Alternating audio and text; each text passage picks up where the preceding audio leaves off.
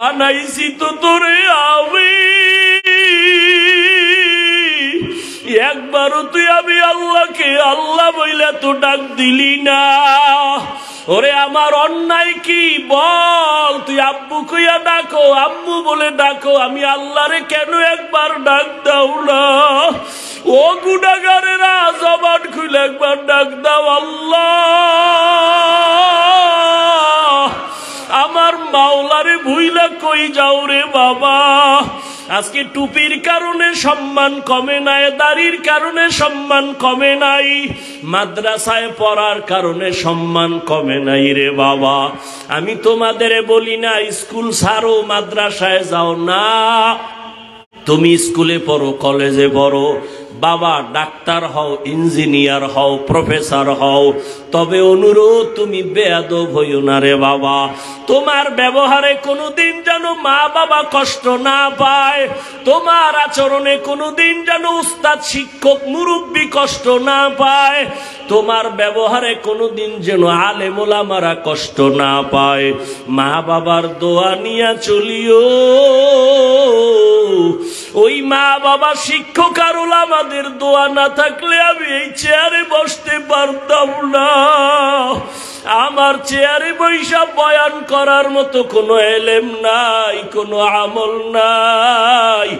আমার মা বাবার চোখের পানি আর আমার উস্তাদদের দোয়া, ওলামায়ে কেরামের নেক নজর রে বাবা।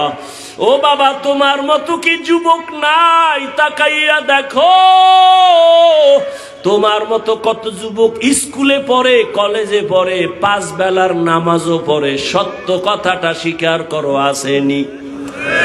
বলো বাবা, তুমি কেন পারো না? তোমার মতো যুবক রাস্তায় গাড়ি চালায়, নামাজ ছাড়ে না। আল্লাহ তোমারে বিবেক দিছে, একটু প্রশ্ন করো, তুমি কেন পারো না রে বাবা? তোমার মতো যুবক র্যাব, আর্মি, পুলিশ, বিডিআরের চাকরি করে, দাড়িওয়ালা নামাজির অভাব নাই। বলো বাবা, তুমি কেন পারো না? আসলে কি কোরআন শরীফ মিথ্যা মনে করছো? তাহলে একটা ভুল বের করে দেখাও। এখন যদি কোরআনের ভুল দেখাইতে পারো, আল্লাহর কসম আমি দাড়ি কেটে ফেলবো, নামাজ বাদ দিয়া প্যান্ট শার্ট টাই লাগায় নাচ গান করে কোরআনের বিরুদ্ধে কথা বলবো।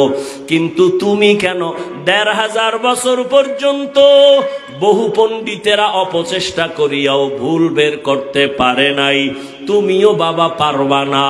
তোমার মনটাকে প্রশ্ন করো।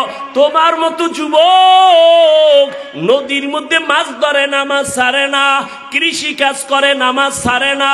তোমার মতো যুবক তাকায় দেখো, আজ শ্রমিকের কাজ করে, নামাজ বাদ দেয় না।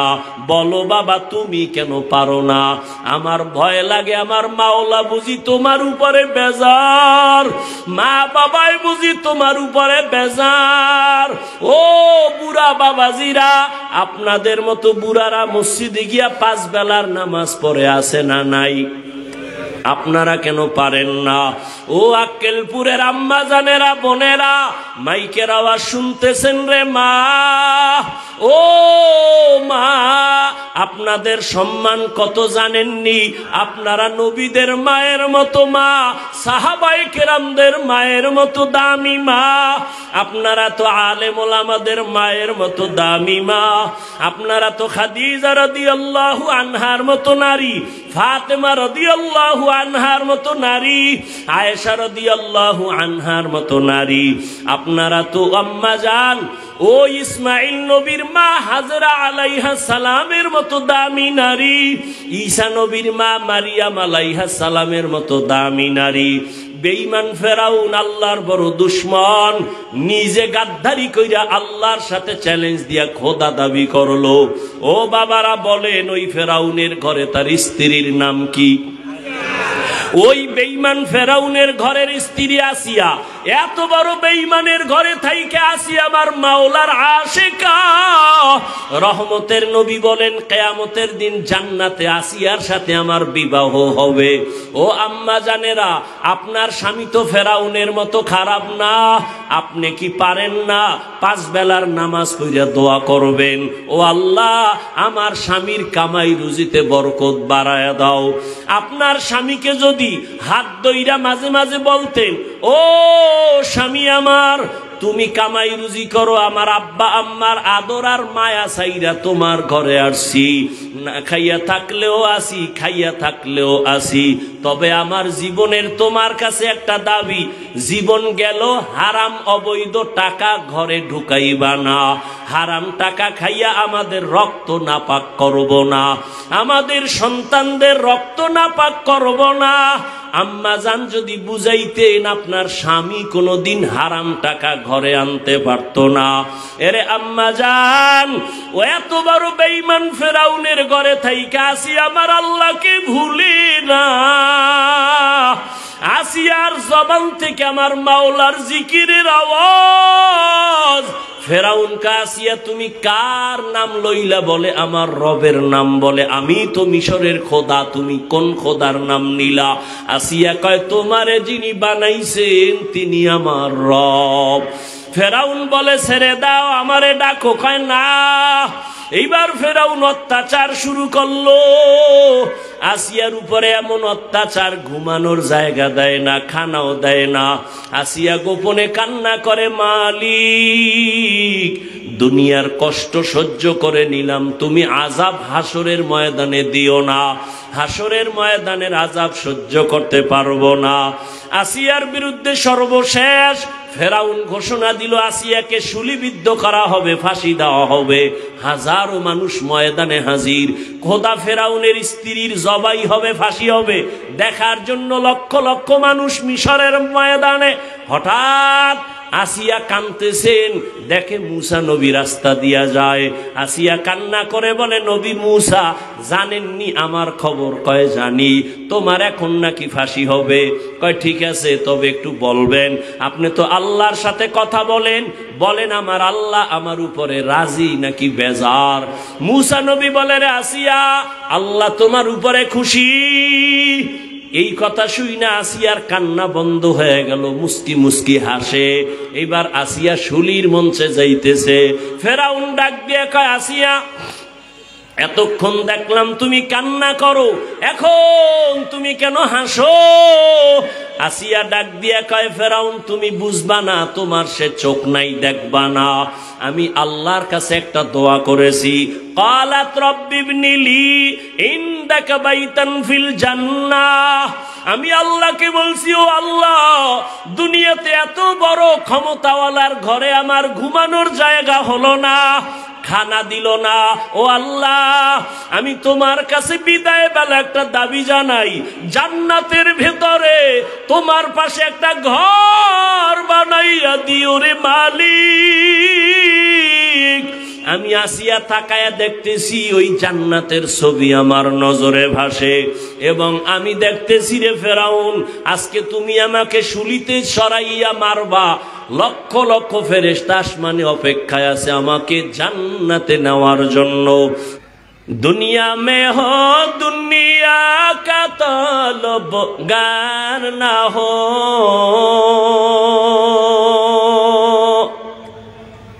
बाजार से गुजर हो खरीदार ना हो। ये दुनिया एक मिसल कागज फूल है, ये दुनिया एक मिसल कागज फूल है। जिंदगी में बंदगी तू कर नहीं, जिंदगी में बंदगी तू कर नहीं। जिंदगी में बंदगी शर्मिंदा है, जिंदगी में बंदगी शर्मिंदा है। কিছুক্ষণ সময় দিবেননি? দুই একটা কিস্সা কাহিনীও শুনাম, একটু ঘুরাইয়া আইতেছি লাইনে, কারণ যেহেতু এত বদনাম দুই একটা না শুনাইলে হয়। আমরা কিস্সা কাহিনীর ওয়াজ করে টুক শুনাইয়াই যাই। তবে একটা কথা বলি, বলছি না বোকাগো কথাও দুই একটা কামে লাগে। লেখা রাখিস যুবক, তুই আমারে খারাপ জানতে পারো, বেয়াদবি মাপ চাইছি আগে, আবার চাইলাম মাপ চাই, খুব দিল থেকে কথাগুলো বলতেছি, চূড়ান্ত মোহাব্বতের দাবি নিয়ে বলতেছি। তুমি আমাকে খারাপ ভাবতে পারো, আমি তোমাকে খারাপ ভাবি না, আমি তোমাকে কলিজা দিয়ে মোহাব্বত করি। তুমি বলো হাফিজ ভাই এখন নিচে নাইমে আমার পাও ধরো, আমি দাঁড়িয়ে রাখবো, বল, আমি এখন নিচে নেমে আসবো। আমি কোনো হুজুর বানাইতে কেউ এখানে আসি নাই, বলছি তুমি যেখানে আছো ওখানে থাইকা জানো আল্লাহকে নিয়ে আর জান্নাত পাও, সেই পরামর্শ শুধু দিব। তবে ডিস্টার্ব করো না বাবা, একটু সময় দাও। কত রাত তো গুনায় কাটায় দিতেছো, এখানে আল্লাহর বান্দারা বসে আছে, না জানি বসাটা নাজাতের ওসিলা হয়ে যায়। আল্লাহ কবুল করে।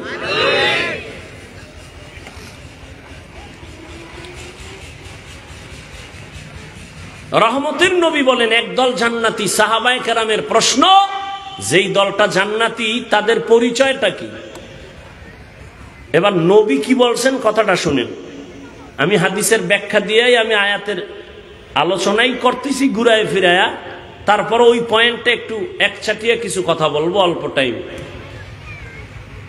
লেখছে তাফসির মাহফিল, এই নিয়ে আবার ঢুকলে আর এক ঝামেলা। তাফসির কারে না, এত সোজা তাফসির, এত সোজা। রসুলের জ্ঞানের কোনো তুলনা নাই। সেই রসুলকে কোরআন নাজিলের সূচনা আল্লাহ করেছেন নবীর কত বছর বয়সের পর জানেন? জানলে জবাব দেন। আপনার কাছে আমার কঠিন প্রশ্ন, সমস্ত দুনিয়ার নবী পয়গম্বরের জ্ঞানের থেকে আমার রসুলের জ্ঞান কম? তো ঈসা নবীকে ছোটবেলা আল্লাহ কিতাব দিছেন, আমার রসুলকে তো আল্লাহ আগের থেকেই সিলেকশন করে নিয়েছেন। আমার রসুল তো একদিকে মুস্তফা, অন্যদিকে মুজতবা। আমার রসুল তো ওই রসুল যে ইব্রাহিম আল্লাহর বন্ধু, ইসমাইল নবী আল্লাহর বন্ধু, মুসা নবী আল্লাহর বন্ধু, ঈসা নবী আল্লাহর বন্ধু, দাউদ নবী আল্লাহর বন্ধু, ইউসুফ নবী আল্লাহর বন্ধু, মুহাম্মদও আল্লাহর বন্ধু। ব্যবধান কি? সব নবী রসুল আল্লাহর আশিক, আর আল্লাহ বলেন আমি আল্লাহ নিজে মুহাম্মদের আশিক। সেই নবীর জ্ঞান কম? প্রশ্ন জটিল। সেই নবীকে 40-এর পরে কোরআন দিলেন কেন? প্রশ্ন হয় না? হয় না? নাম্বার 2, দীর্ঘ 40 বছর রসুল কি করলেন? কালেমার দাওয়াত নাই, রোজার দাওয়াত নাই, জিকিরের কথা নাই, নামাজের দাওয়াত নাই। দীর্ঘ 40 বছর রহমতের নবী বাইতুল্লাহ থেকে একটু হেঁটে হেঁটে কিছু দূর হেরা পাহাড়, ওই পাহাড়ের উপরে উঠিয়া ভেতরে একটা গর্তের মধ্যে বসে বসে আল্লাহর ধ্যানে সময় কাটাচ্ছেন। একদিন আর দুদিন না, সপ্তাহকে সপ্তাহ, মাসকে মাস নবী বাসায় যান না। আম্মা জান খাদিজা রাদিয়াল্লাহু আনহা মহিলা হইয়া নাস্তা বানাইয়া ওই পাহাড় বেয়ে উপরে উঠা কষ্ট করে নবীজির কাছে নাস্তা গিয়া পৌঁছাইয়া দিতেন। ও আক্কেলপুরের মুসলমান, ও জয়পুরহাটের জ্ঞানী বাবারা, বেয়াদবি ক্ষমা চাইতেছি রে যুবক। 1 নাম্বার প্রশ্ন, বিশ্ব নবীকে আল্লাহ 40-এর পরে কোরআন দিলেন কেন? দ্বিতীয় প্রশ্ন, বাইতুল্লাহ সাইরা নবী হেরা পাহাড়ে 40 বছর ধ্যান করেন কেন? প্রশ্নের জবাব দাও। হেরা পাহাড়ের দাম বেশি না বাইতুল্লাহর দাম বেশি? বলো বলো। বাইতুল্লাহর দাম তো কোরআন স্বীকৃত। ইন্না আউওয়ালা বাইতি উযিআ লিন-নাস লাল্লাযী বিবাক্কাতা মুবারাকাও ওয়া হুদা মুবারাকাও ওয়া হুদাল লিল আলামিন।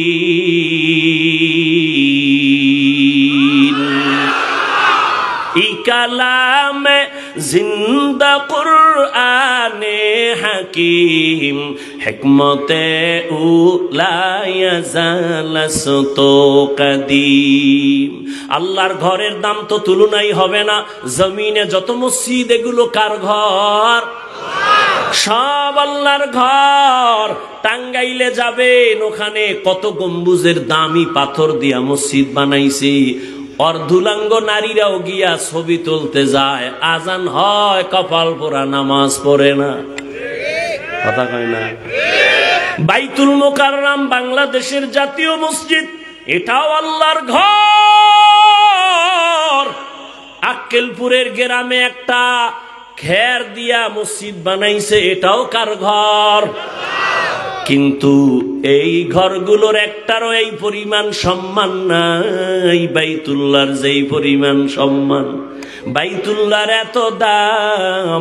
বাইতুল মোকাররম ওই টাঙ্গাইলের গম্বুজওয়ালা মসজিদ, আমাদের বরিশাল একটা মসজিদ আছে, সেখানেও বড় দামি মানুষরা দেখতে যায়। সারাদিন যদি তাকায় থাকবে, একটা নেক আমল নামায় আসবে না। আর বাইতুল্লাহ এমন দামি ঘর, যতক্ষণ তাকায় থাকবে অনবরত সওয়াব শুধু লেখা হবে। আরো আসতে বলেন। মাইকলা কই? মাইকলা কই? ঘুমায় ঘুমায় কই? এই ঘুমাও, ভলিউম বাড়া।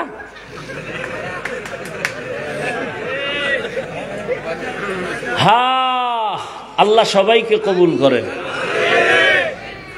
বাইতুল্লাহর দাম বেশি না হেরা পাহাড়ের দাম বেশি?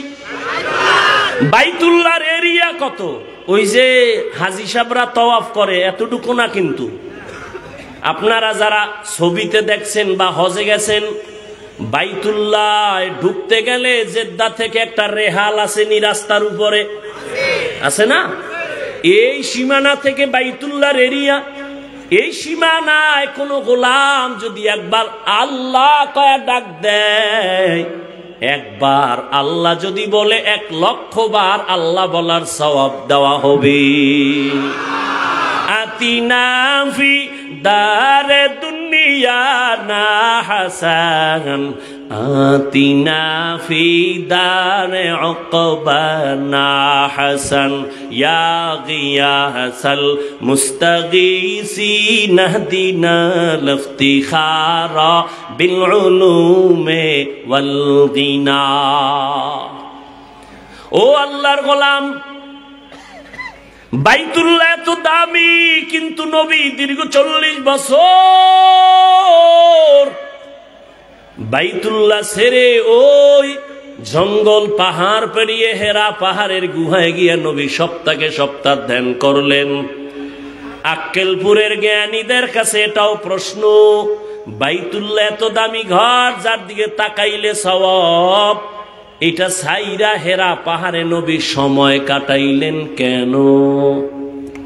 প্রশ্ন আছে না নাই? বিবেকেরে বুঝাও।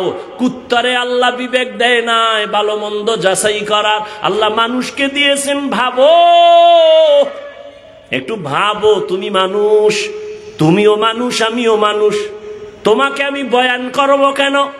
আজকে তো বয়ান করা দরকার চট্টগ্রামের পাহাড়িয়া অঞ্চলের মানুষের, কারণ ওখানে টাকা দিয়া দিয়া মানুষের খ্রিস্টান বানানো হয়। আজকে তো বয়ান করা প্রয়োজন ছিল পঞ্চঘর, ওখানে মুসলমানের টাকা দিয়া ইসলাম থেকে দূরে সরায়, কিন্তু টাইম কই? 12 মাস দৌড়াচ্ছি শুধু মুসলমানের পেছনে, পাও দইরা দইরা দইরা দইরা কত বিনয়ের সাথে কথা বলি, ফাঁকে ফাঁকে কয়বার চাইছি, মনে হয় যেন আমি তোমার টাকার কেনা গোলাম, অথচ তুমিও মুসলমান, আমিও মুসলমান। একটু বিবেকটাকে নাড়া দাও। তোমার আল্লাহ আমার আল্লাহ দুই না এক।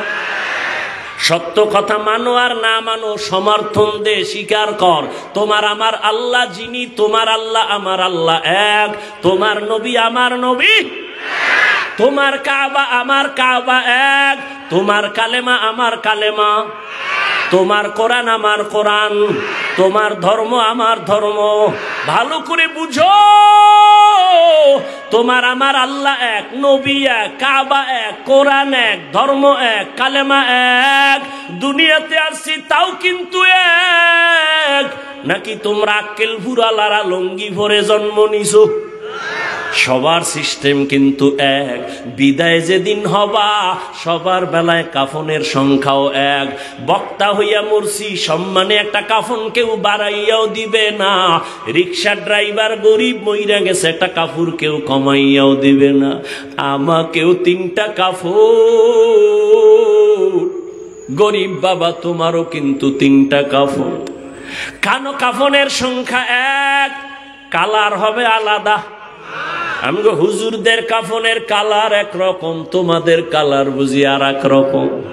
না বাবা, কে হুজুর না, কে ইমাম, কে মুক্তাদি, কে আলেম, কে গায়রে আলেম, কে ধনী, কে গরিব, সবার বেলায় কাফন এক।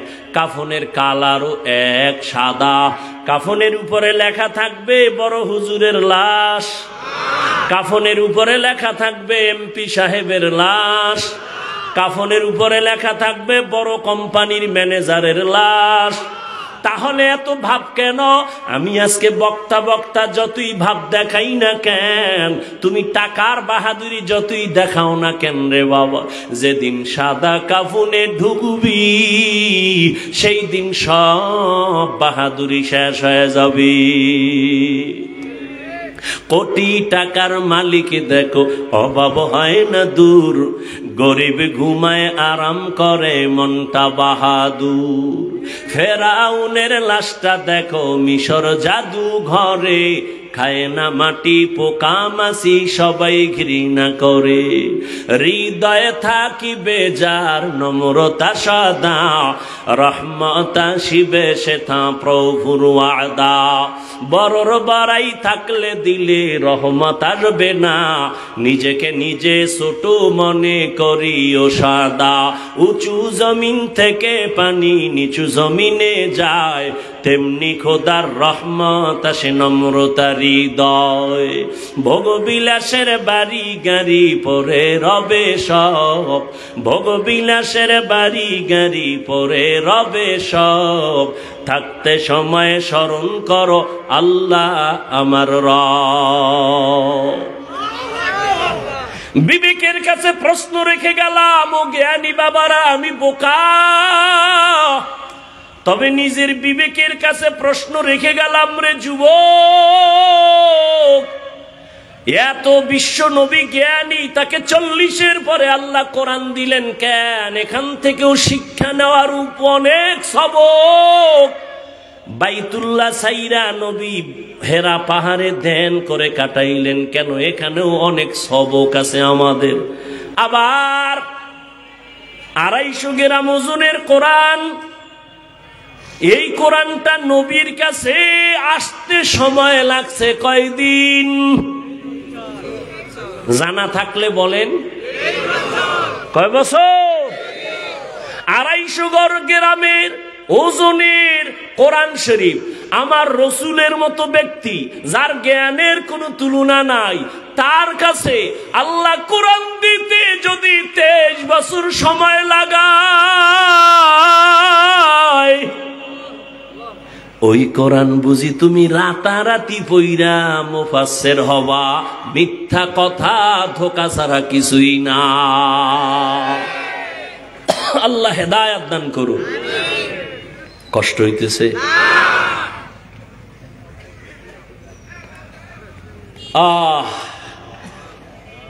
মুসলমানের ঘরে কোরআন আছে, একদিন খুইলা দেখলো না হুজুরেরা এত ফজিলতের ওয়াজ করে কোরআনে, দেখি তো ভিতরটা কেমন।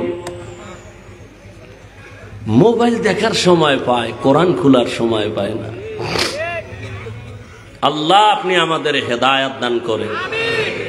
রহমতের নবী বলেন, যেই দলটা জান্নাতে যাবে তাদের পরিচয় নাও।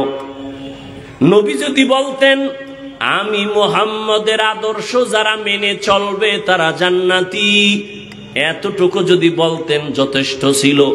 কিন্তু নবী কি বলছেন? মা আনা আলাইহি ওয়া আসহাবি, আমি এবং আমার সাহাবায়ে কেরাম যে আদর্শের উপরে আছে, এই আদর্শ যারা মেনে চলবেন তারা জান্নাতি। অতএব যারা বলবে আমি শুধু নবী মানি, সাহাবা মানি না, নবীর কথার থেকে প্রমাণ হলো সে মুসলমানও ঠিক, মুমিনও ঠিক, তবে ৭২ দলের অন্তর্ভুক্ত। আল্লাহ আমাদের হেদায়েত দান করেন। আল্লাহ বলেন আমি 2টা আদেশ দিলাম। এক, তাকওয়া অর্জন করো। দ্বিতীয় আদেশ হলো জবানটাকে কন্ট্রোল করো। এই বিষয়ে কিছু আলোচনা করি। জবানের কন্ট্রোলের কথা কেন বললেন? হাত কন্ট্রোল করো বলেন নাই? চোখ কন্ট্রোল করো কেন বলেন নাই?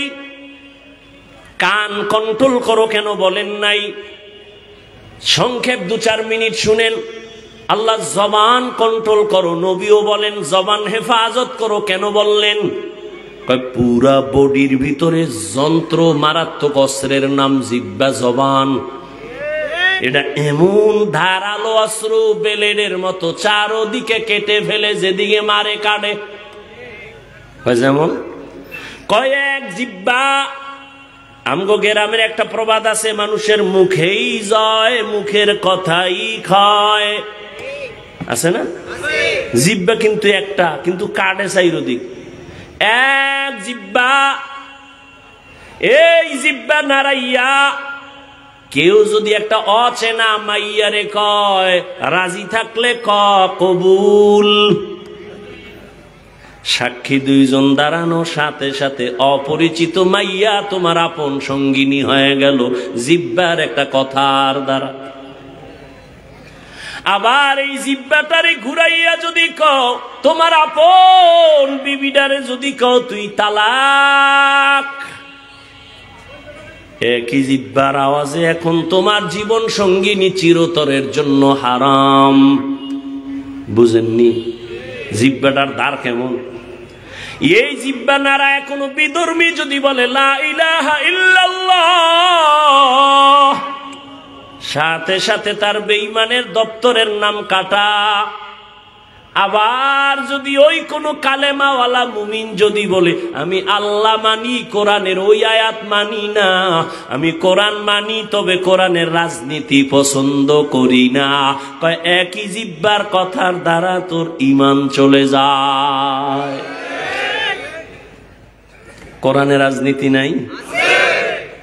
হ্যাঁ, তোমার মতো ধান্দাবাজি, ভেট নীতি, দুর্নীতি, এটা ইসলাম কোরআনে নাই।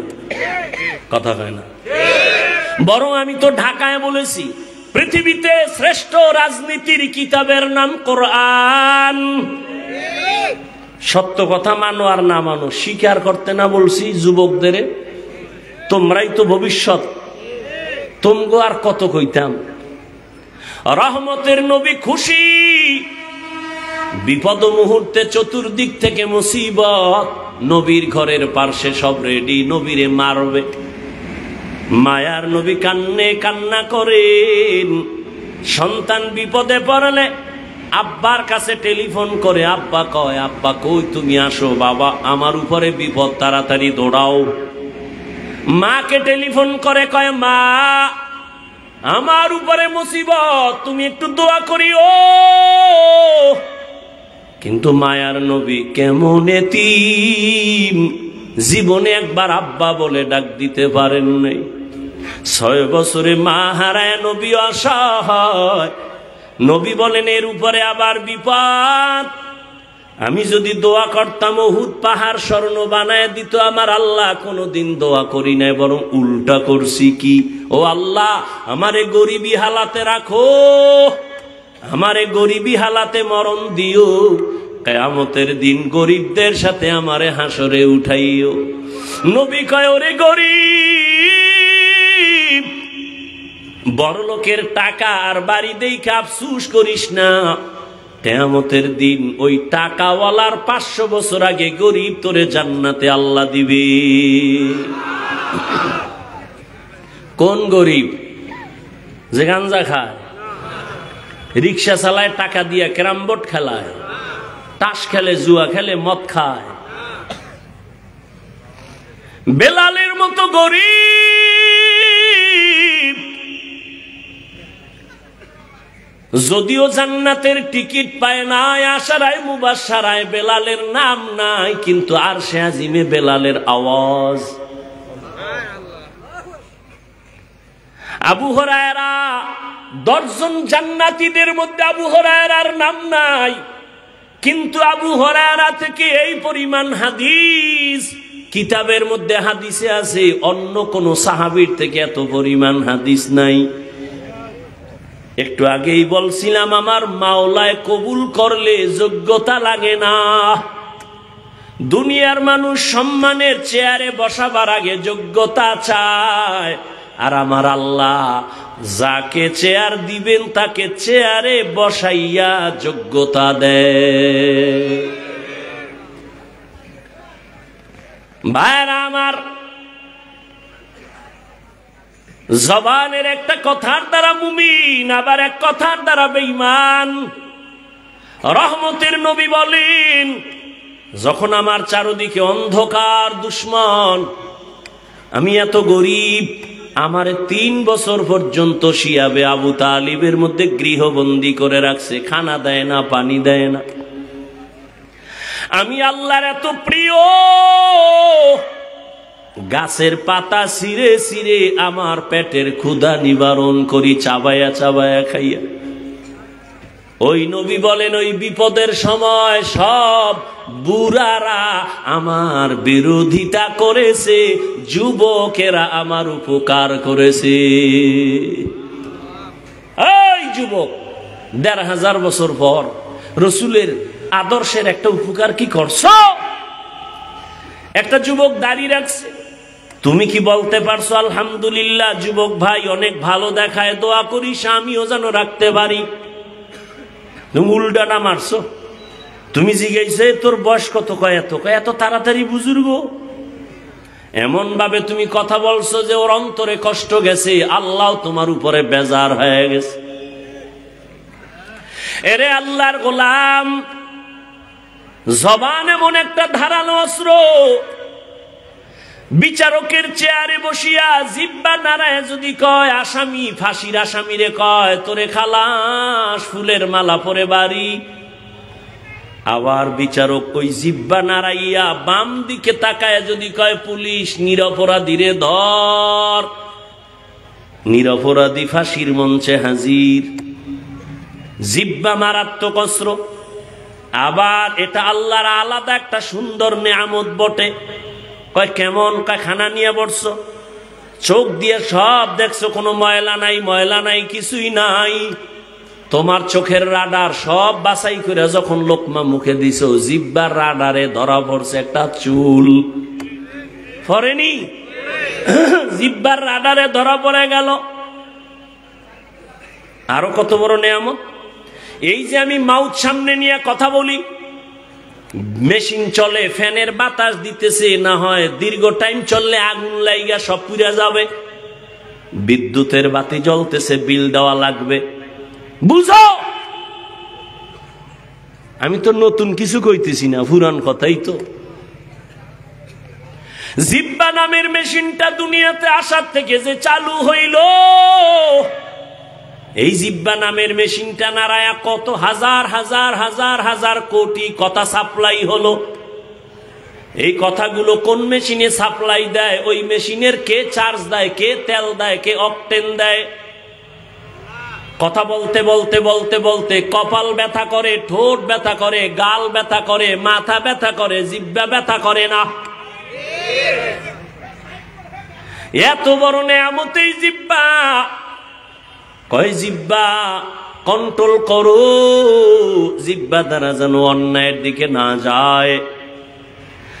আমি হাফিজুর রহমান ভালো না খারাপ, আমার জিহ্বার কথায় প্রমাণ করবে আমি ভালো না খারাপ। কি আমি মুমিন না মুসলমান না বিধর্মী, জিহ্বায় প্রমাণ করবে আমার আওয়াজ। আমি এলেমওয়ালা না এলেম সারা, আমার জিহ্বার কথায় প্রমাণ করবে। জিহ্বার কথায় প্রমাণ দিবে আমি কোন বংশের সন্তান। জিহ্বাটা কিন্তু তোমার আগে দৌড়ায়, পাতলা নরম, তোমার আগে দৌড়ায়, কন্ট্রোল করো। কেমনে? হাত অন্যায় করে বাইদা রাখ, অন্যায় করবে না। পা অন্যায় করে বেঁধে রাখো, অন্যায় করবে না। কান অন্যায় করলে পট্টি লাগা, অন্যায় কথা কানে আসবে না। চোখ যদি অন্যায় দেখে কালা চশমা লাগা, আর অন্যায় দেখবে না। জিহ্বা যদি অন্যায় করে কেমনে ঠিক করি? কয় রশি দিয়া বাঁধবি নি? কয় পারবো না। কষ্টেপ লাগানো যাবে নি? কয় তাও না। সুপার গুলো লাগাবি? কয় তাও সম্ভব না। কয় জিহ্বাটারে কন্ট্রোল কেমনে করি?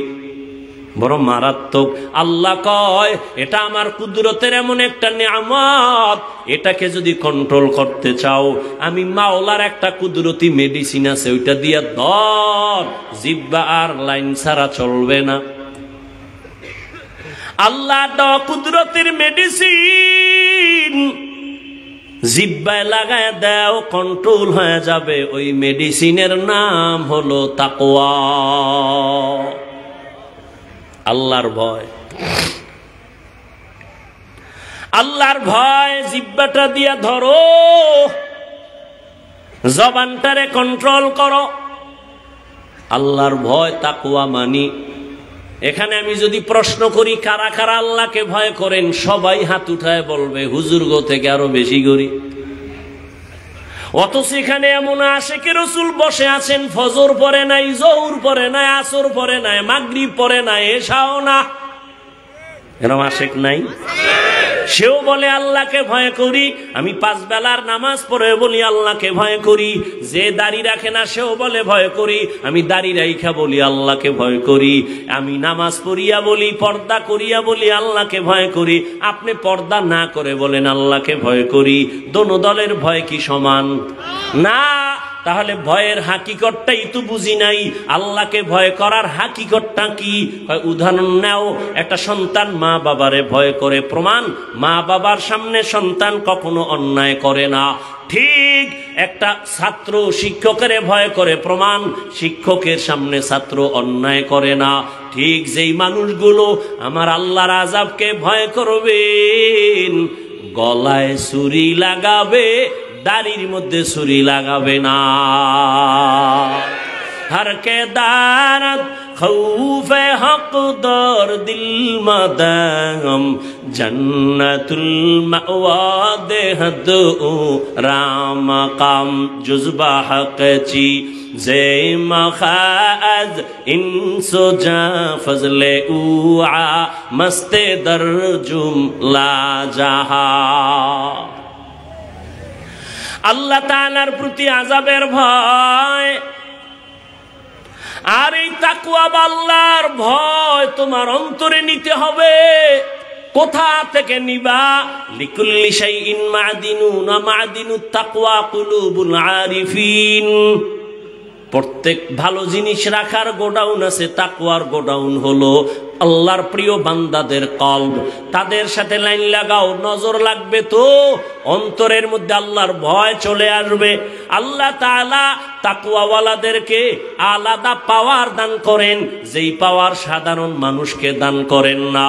ও এলাকার মা বোনেরা, ও যুবক বাবারা, আমি বলতেছিলাম আপনার আমার আল্লাহ এক, নবী এক, কোরআন এক, কাবা এক, ধর্ম এক, কালেমা এক, কাফন এক, কালার এক, কবরের সাইজও এক।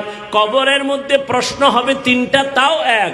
রবের পরিচয় দাও, ধর্মের পরিচয় দাও, রাহমাতুল লিল আলামিনের পরিচয় দাও। এই 3টা প্রশ্নের জবাব যে দিবে তার কবর হবে নবীজির জবানের কথা, রাউযাতুম মির রিয়াজিল জান্নাহ। আর যারা জবাব দিতে পারবে না, নবী বলেন তার কবর হবে হুফরাতুম মিন হুফারিন নার, জাহান্নামের টুকরা। কে জবাব দিতে পারবে? এর কোনো গ্যারান্টি আছে? আমরা হুজুরেরা পারবো? আরে আমরা হুজুর কেন, জাহান্নামের আযাবের ভয়, ওই কবরের প্রশ্নে কি জবাব দিব? আমি হুজুর কেন? এই ভয়ের কারণে জান্নাতের টিকিট পাইছেন 10 জন সাহাবা। তারাও কাঁদতেছেন। আল্লাহর আদালতে কেমনে দাঁড়াবো? রাহমতের নবী বলেন, আমি আমার হুজরায় এশার নামাজ পড়ে ঘুমাইলাম। আমি ঘুমাইতে গেলে আমার চোখ বন্ধ হয়, আমার অন্তর ঘুমায় না। আমি হঠাৎ করে শুনি কান্নার আওয়াজ আসতেছে। গভীর রাত, মসজিদ আমার মাথার কাছেই তো মসজিদে নববী। কে কান্না করে? আমি আস্তে আস্তে উঠলাম, বের হইলাম। আমি জানালা দিয়া নজর করে দেখি জান্নাতি 1 নম্বরের সাহাবী আমার আবু বকর গভীর রাতে নামাজে দাঁড়ায়া হাউমাউ করে কান্না করে। নামাজ শেষ করার পরে আমি রহমতের নবী জিজ্ঞাসা করলাম, আবু বকর, আপনি নামাজে কান্না করলেন কেন? আমার ঘুম ভেঙ্গে গেছে, আপনি কাঁদেন কেন? আবু বকর কান্না করে বলেন, ইয়া রাসূলুল্লাহ, আল্লাহর আদালতে আমি কেমনে দাঁড়াবো সেই ভয় নামাজে কান্না করেছি। রহমতের নবী বলেন, আবু বকর, আপনাকে তো আল্লাহ জান্নাতের 1 নম্বর সাহাবী ঘোষণা দিয়েছেন, এরপর আপনার কিসের ভয়? আবু বকর বলেন, ইয়া রাসূলুল্লাহ, যে আল্লাহ আমাকে খুশি হইয়া জান্নাতের টিকিট দিয়েছেন, ওই আল্লাহ যদি আমার উপরে আবার কোনো কারণে বেজার হইয়া যায়, টিকিটটা ক্যান্সেল হয়ে যাবে, এই ভয়ে কান্না করি। হাসরের ময়দানটা বড় ভয়ঙ্কর।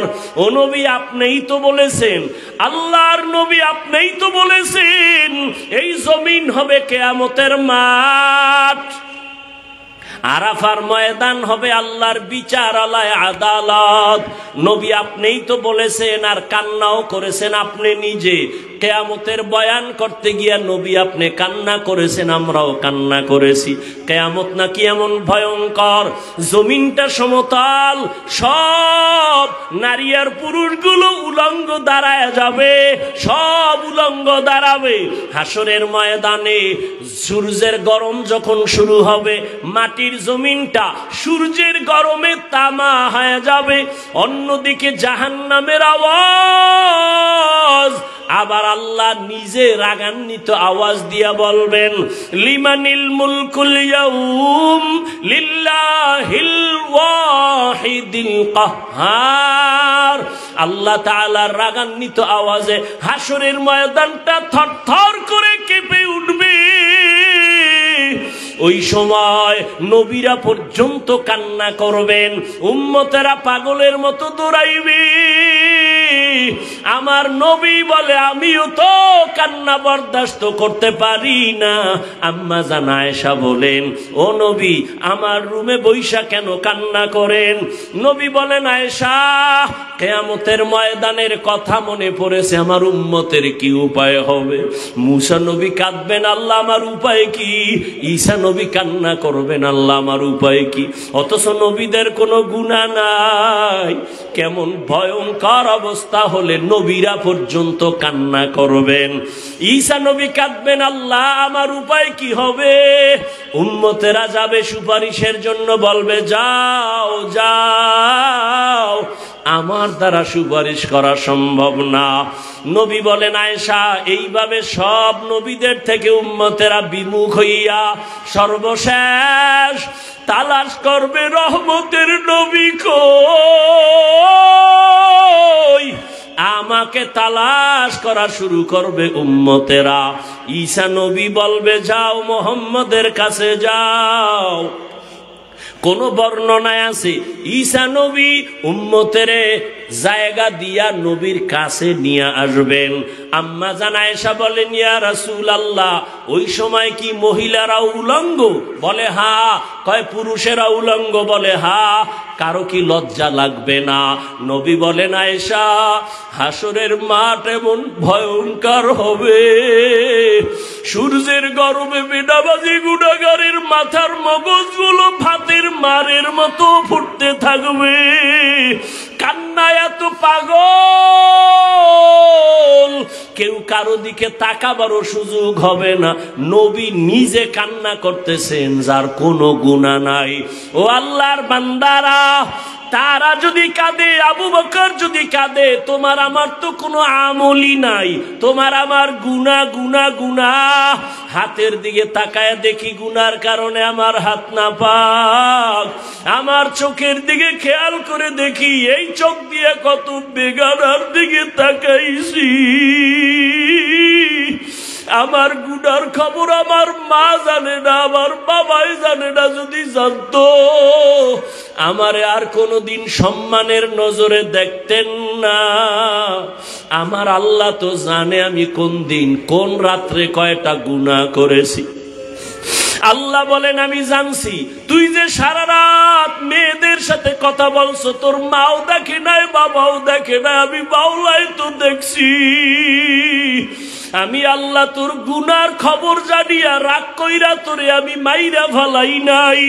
আমি রাগ করিয়া তোরে আমি পানি বন্ধ করি নাই, বাতাস বন্ধ করি নাই, খানা বন্ধ করি নাই, কারণ আমি তোরে আদর করে বানাইছি। আমার ছেলে নাই, মেয়ে নাই, আমার স্ত্রী নাই, আমি তোদের বড় আশা কইরা মোহাব্বত করে বানাইছি। ওরে তুই যখন আব্বুকে আব্বু বলিয়া ডাক দাও, ওরে তুই যখন আম্মুকে আম্মু বলে ডাক দাও, আমি তখন কুদরতের নজর দিয়া তাকাই। ও বান্দা, তোর আব্বুরে তুই চিনলি আর মায়া কইরা ডাকলি, তোর আম্মুকে চিনছো, তোর আম্মুরে মায়া কইরা তুই ডাকছো। ওরে তোরে তো তোর আম্মু বানায় নাই, তোর আব্বু বানায় নাই। আম্মা জান আয়েশা বলতেছেন, নবী আপনি তখন কোথায় থাকবেন? মুসা নবী কান্না করবে, ঈসা নবী কান্না করবেন, ইব্রাহিম কান্না করবেন, তখন আপনি কোথায় থাকবেন? নবী বলেন, ও আয়েশা, আমি মাকামে মাহমুদে আমার রবের কুদরতের সামনে সিজদায় পড়ে কান্না করব। তবে সব নবীরা নিজেদের জন্য কাঁদবেন, আমি একবারও বলবো না ও আল্লাহ আমারে বাঁচাও। আমি নবী কান্না করে বারবার বলবো, আল্লাহ আমার উম্মতের বাঁচাও, আমার উম্মতের বাঁচাও, আমার উম্মত যেন জাহান্নামের আগুনে না যায়। আমার আল্লাহ তখন বলবে, নবী কাঁদবেন না, মাথা উঠাইয়া আপনার উম্মত গুলোরে ধইরা ধইরা নিয়ে যান জান্নাতের পথে। ও আয়েশা, তখন আমি উম্মতের ধরে ধরে নিব জান্নাতের পথের দিকে। আম্মা জান আয়েশা বলেন, নবী কোটি কোটি কোটি মানুষের ভেতরে মুসা নবীর উম্মত, ঈসা নবীর উম্মত, আপনার উম্মতের চিনবেন কেমনে? নবী বলেন, ও আয়েশা, আমার আশিক উম্মতেরা যারা ওযু বানাইয়া 5 বেলার নামাজ আদায় করবে, কিয়ামতের ময়দানে তাদের ওযুর জায়গাগুলো নূরের আলোতে ঝলমল করতে থাকবে। আমি নবী দেখে দেখে হাউজে কাউসারের সামনে লাইনে দাঁড় করাইয়া আমি নবী নিজের হাতে কাউসারের পানি দেব পেয়ালা ভরে ভরে, আমার উম্মত পান করিয়া জান্নাতের গেইটে গিয়া বসবে। হঠাৎ লাইনে এখনো উম্মত বাকি, একটা পর্দা পড়ে যাবে মাঝখানে। আমি জিজ্ঞাসা করব, এই ফেরেশতা, আমার লাইনে উম্মত আসেনি? বলে আছে। পর্দা ফালাইলা কেন? নবীজিকে তখন ফেরেশতারা বলবেন, ইয়া রাসূলুল্লাহ, এই উম্মত গুলো আপনার বেজাল উম্মত, আপনি দুনিয়া থেকে বিদায়ের পরে এরা সুন্নত জবাই করছে, নিজেও নামাজ পড়ে নাই, অন্য নামাজ পড়তো তাও পছন্দ করে নাই, নিজেও দাড়ি রাখে নাই, অন্য দাড়ি রাখলে তাও পছন্দ করে নাই, নিজেও হালাল খায় নাই, অন্য হালাল খাইলে তাও পছন্দ করে নাই, নিজেও পর্দা করে নাই, অন্য পর্দা করতো তাও পছন্দ করে নাই। সহি হাদিস নবী বলেন, তখন আমি একটু রাগ কইরা বলবো, সহকান সহকা লিমান গাইয়ারা মিন বাদি। নবী বলবে, দূর হইয়া যা, আমি তোমাদের উম্মত বলে স্বীকার করে নিব না। ওরে বেনামাজি আর গুনাহগারকে আমার আল্লাহ কুদরতি ভাবে আওয়াজ দিয়া বলবেন, ও জাহান্নামের ফেরেশতারা, এই বেনামাজি গুনাহগার গুলোরে জাহান্নামের শিকল লাগাইয়া ধরো। আর যখন আল্লাহর অর্ডার হয়ে যাবে ফেরেশতারা ধরবে। ওয়াসিকাল্লাযিনা কাফারু ইলা জাহান্নামা যুমারা হাত্তা ইযা জাউহা ফুতিহাত আবওয়াবুহা ওয়া ক্বাল, ও আমার কলিজার যুবক, ও বেনামাজি বাবারা, ও দাড়ি কামানেওয়ালা বাবারা, ও বেপরদাওয়ালা বাবারা, দুনিয়াতে একটা মশার কামড় সইতে পারো না, গুনাহ নিয়ে কবরে গেলে আল্লাহর আযাব কেমনে সহ্য করবা? সূর্যের গরম সহ্য করা যায় না, জাহান্নামের আযাব গুনার কারণে কেমনে সহ্য করবা?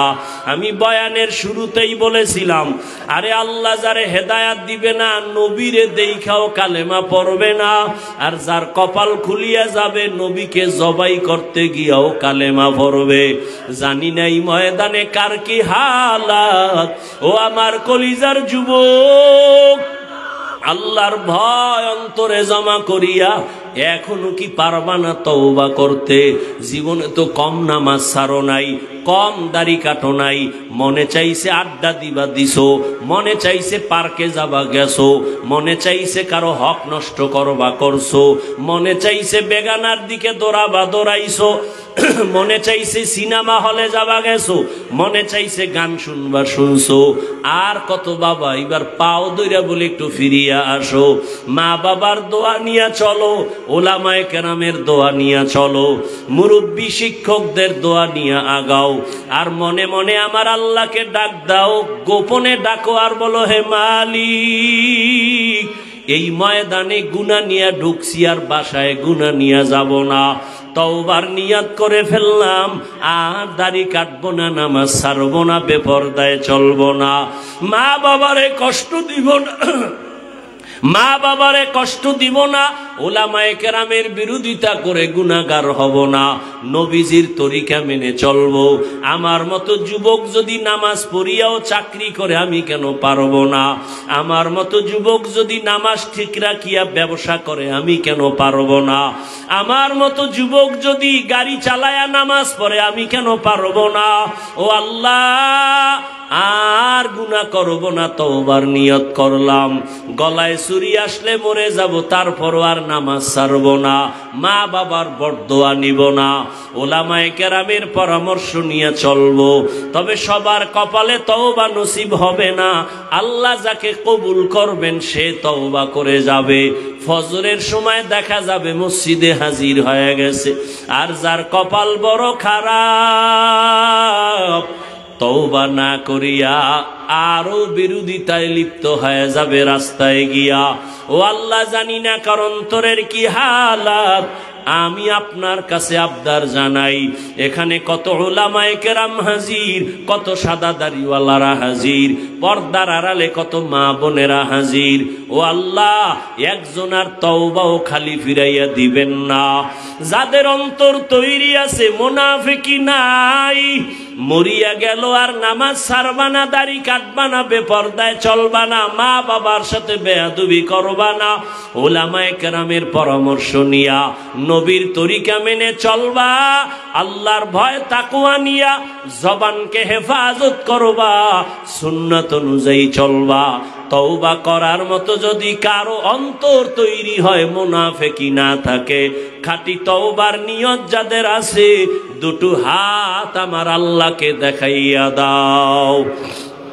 আয় আল্লাহ, সবার হাতগুলো কবুল করে নেন। আয় আল্লাহ, আপনি অন্তরের খবর আপনি জানেন, কে কোন নিয়তে হাত তুলেছেন, কবুল করে নেন। তওবাওয়ালা জিন্দেগি দান করেন, আমাদের তওবার উপরে মজবুত হইয়া মরণ পর্যন্ত চলার মতো তৌফিক দান করেন, আমিন।